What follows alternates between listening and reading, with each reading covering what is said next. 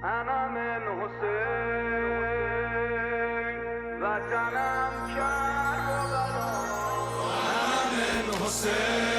باللہ من الشیطان الرجیم بسم اللہ الرحمن الرحیم وبہ نستعین صلی اللہ علی محمد وآلہ الطاہرین۔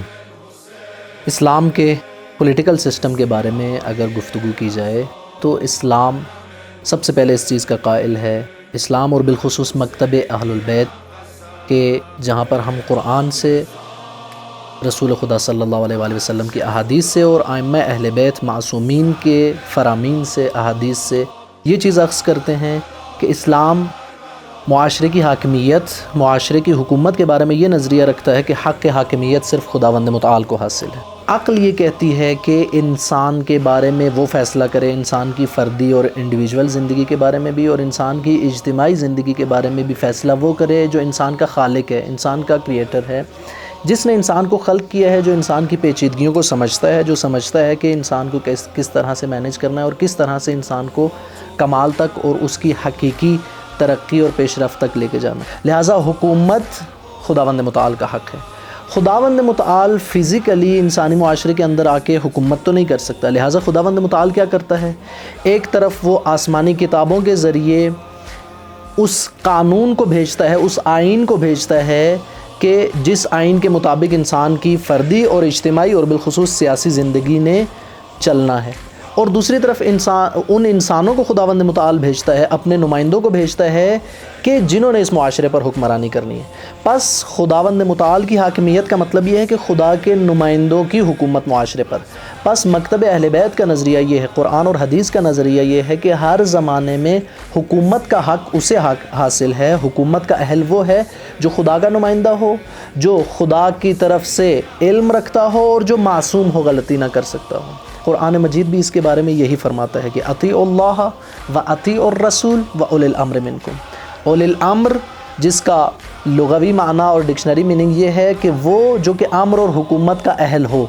ہماری روایات میں معصومین نے بتایا کہ حکومت کا اہل وہ ہے جو معصوم ہو۔ اب آپ دیکھیے کہ جب امام زمان علیہ السلام غائب ہیں اور ہم امام کی غیبت کے دور میں زندگی گزار رہے ہیں، اب حق حاکمیت کسے حاصل ہے؟ غیبت کبریٰ میں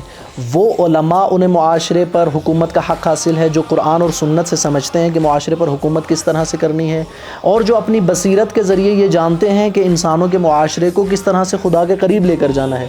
کیونکہ دین کے نزدیک اجتماعی معاشرے کا قیام اور معاشرے پر ایک حکومت اور لوگوں کو مینیج کرنے کا مقصد ہی یہ ہے کہ آپ نے لوگوں کو خداوند متعال کی طرف لے کر جانا ہے۔ بس غیبت کبریٰ میں عوام کی ذمہ داری بھی یہ ہے کہ عوام حکومت کے حصول کے لیے، عوام حق حاکمیت کے لیے ان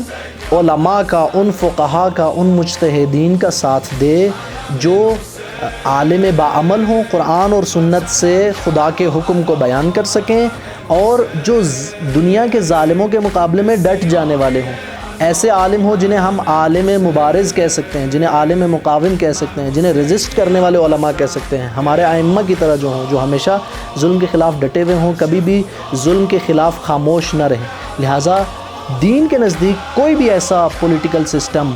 دین کی نگاہ میں جائز اور درست نہیں ہے جس کی بنیاد خدا نہ ہو، جس کی بنیاد اسلام نہ ہو، جس کی بنیاد رسول خدا نہ ہو، جس کی بنیاد قرآن اور سنت نہ ہو، اور جس کی لیڈرشپ اسلام شناس علماء، فقہاء، مجتہدین اور بابصیرت علماء کے ہاتھ میں نہ ہو۔ یہی پیغام ہے آج کی امت کے لیے کہ وہ